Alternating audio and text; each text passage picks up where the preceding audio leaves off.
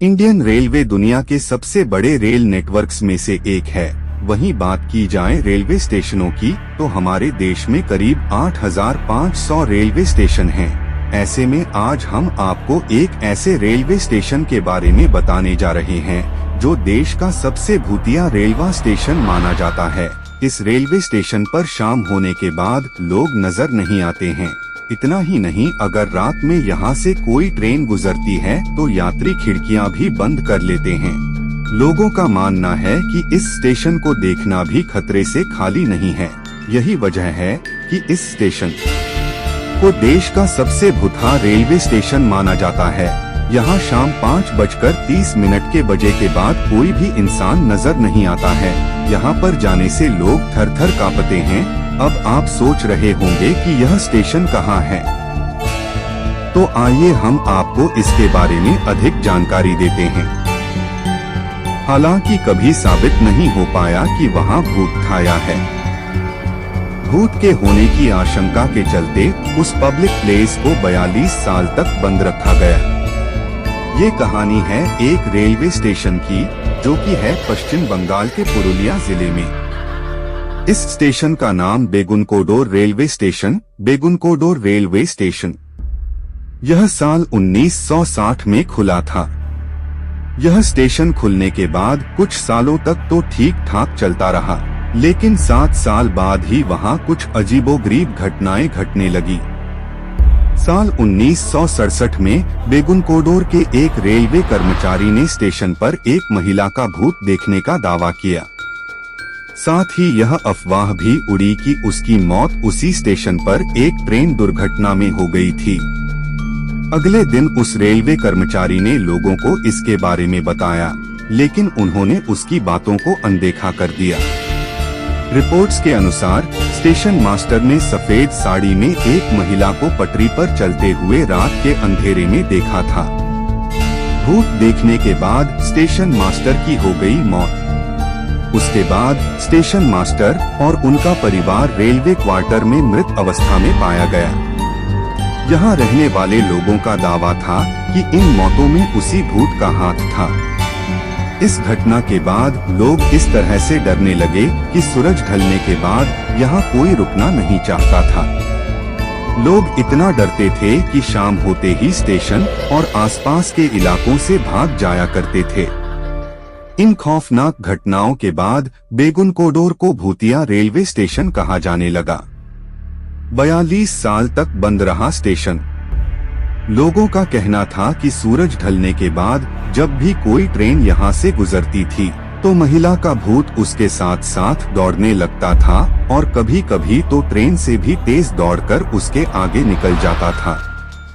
इसके अलावा कई बार उसे ट्रेन के आगे पटरियों पर भी नाचते हुए देखे जाने का दावा किया गया था।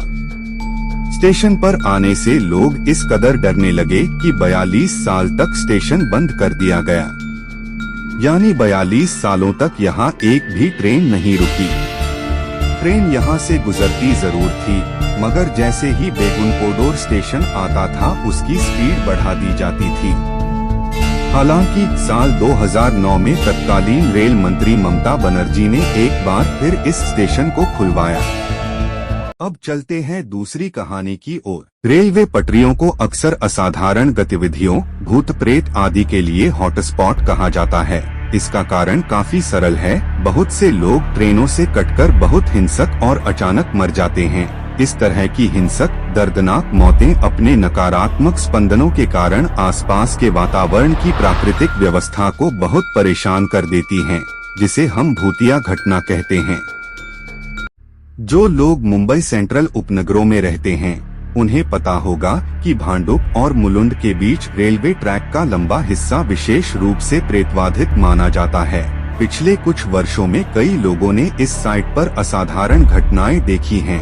पास के शहर की बढ़ती आबादी के कारण 2006 में भांडुप और मुलुंड के बीच नाहौर नामक एक छोटा सा नया रेलवे स्टेशन बनाया गया था।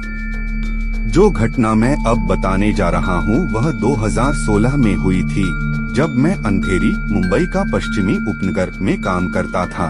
कभी कभी मैं बहुत देर तक कार्यालय में काम करता था और फिर घाटकोपर के केंद्रीय उपनगर के लिए आखिरी मेट्रो ट्रेन पकड़ने के लिए दौड़ पड़ता था। फिर मैं देर रात की लोकल ट्रेन पकड़ता और नाहौर में उतरता, जिसके बाद मैं अपने पड़ोस के लिए बस लेने के लिए राजमार्ग पर पैदल जाता। राजमार्ग तक पहुंचने के लिए एक संकरा रास्ता लेना पड़ता है और यह रेलवे पटरियों के समानांतर चलता है, जिसे एक बार अलग करती है।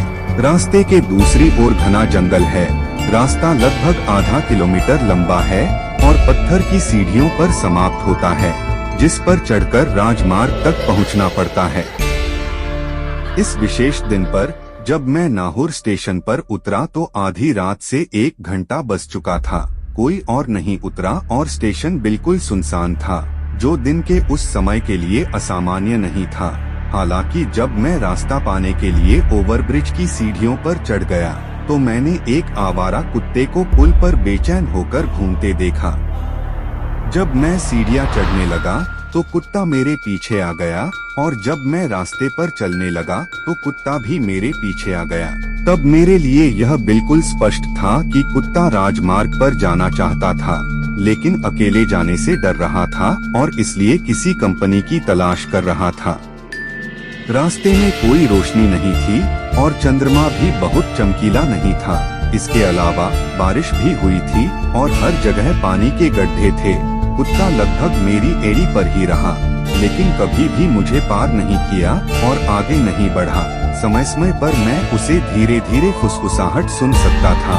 एक अकेली रेलगाड़ी बिना रुके गड़गड़ाती हुई गुजर गई, जिससे क्षण भर के लिए आसपास का वातावरण जगमगा उठा। मैं राजमार्ग की ओर जाने वाली सीढ़ियों पर लगभग पहुंच ही चुका था। तभी मुझे अपने से कुछ मीटर की दूरी पर जमीन पर एक छोटी सी काली गांठ पड़ी हुई दिखाई दी। बेहतर देखने के लिए मैंने अपना मोबाइल फोन निकाला और टॉर्च चालू कर दी। वह एक मरा हुआ कौआ था और जैसे ही मैं उसके करीब गया तो मैंने देखा कि वह बुरी तरह से क्षतविक्षत था। उसका एक पंख टूटकर फैला हुआ था, उसका शरीर कुचला हुआ था और उसकी कुछ आंतें बाहर निकल आई थीं। मैंने सावधानी से इसके चारों ओर कदम रखा, इस बात का ध्यान रखते हुए कि इस पर पैर न पड़े। कुत्ता बहुत तेज बुखार में कराह रहा था और इससे मैं हैरान था, क्योंकि मरे हुए कौवे असामान्य नहीं हैं। मैं कुछ कदम आगे बढ़ा ही था कि मैंने अपने पीछे एक कर्कश आवाज सुनी। मैं आश्चर्य से पीछे मुड़ा और देखा कि मरा हुआ कौवा फिर से जीवित हो गया और अपने पंख फड़फड़ाते हुए उड़ गया। जैसे ही उसने बाड़ को पार किया और रेलवे पटरियों के ऊपर से उड़ गया, वह पूरी तरह से और बेवजह गायब हो गया। मैंने आश्चर्य से अपनी आंखें झपकाईं और मेरे स्तब्ध मन ने यह समझने की बहुत कोशिश की कि अभी क्या हुआ था। जो कुत्ता अब तक मेरे पीछे सरक रहा था, उसने फैसला किया कि अब बहुत हो गया। उसकी नस टूट गई और चिल्लाते हुए वह मेरे पीछे से भागा और सीढ़ियां चढ़ गया, मानो शैतान स्वयं उसकी एड़ी हो। कुत्ते की हरकत ने मेरी श्रद्धा तोड़ दी और मैं तेजी से रास्ते के अंत तक चला गया और चढ़ना शुरू कर दिया। हालांकि मैं सीढ़ियां नहीं चढ़ी, क्योंकि उनमें से कई सीढ़ियां टूटी हुई थीं और उन पर फिसलना ही आखिरी चीज थी जो मैं चाहता था, और सुरक्षित रूप से राजमार्ग तक पहुंच गया। ये सब 10 से 12 सेकंड के अंदर हुआ। घर का बाकी रास्ता काफी घटनापूर्ण था। हालांकि मैं आज तक उस अजीब घटना को नहीं भूल सकता। जब भी मैं इसे याद करता हूँ तो आज भी मेरे रोंगटे खड़े हो जाते हैं। इस घटना के बाद मैंने दिन और रात दोनों समय कई बार उसी रास्ते का उपयोग किया है। एक बार मेरी बातचीत एक अधेड़ उम्र के व्यक्ति से हुई जो सीढ़ियों पर बैठकर छाछ बेचता है। मैंने उससे पूछा कि क्या उसने कभी कुछ अजीब देखा है, और उसने मुझे बताया कि किन्नर वेश्याएं अपने ग्राहकों को सेवा देने के लिए जंगली इलाके का इस्तेमाल करती हैं। एक बार नशेड़ियों के एक गिरोह ने ऐसी ही एक हिजड़े के साथ जंगल में बलात्कार किया और उसकी हत्या कर दी, जहां मुझे अजीब घटना का अनुभव हुआ। उन्होंने शरीर को सड़ने के लिए छोड़ दिया और कौवे और कुत्ते उसे खा गए। तब से उन जंगलों में अक्सर मृत कौवे और कुत्ते पाए जाते हैं। छाछ विक्रेता खुद हमेशा रात 9 बजे अपना कारोबार बंद कर देता था और 1 मिनट से ज्यादा देर तक नहीं रुकता था।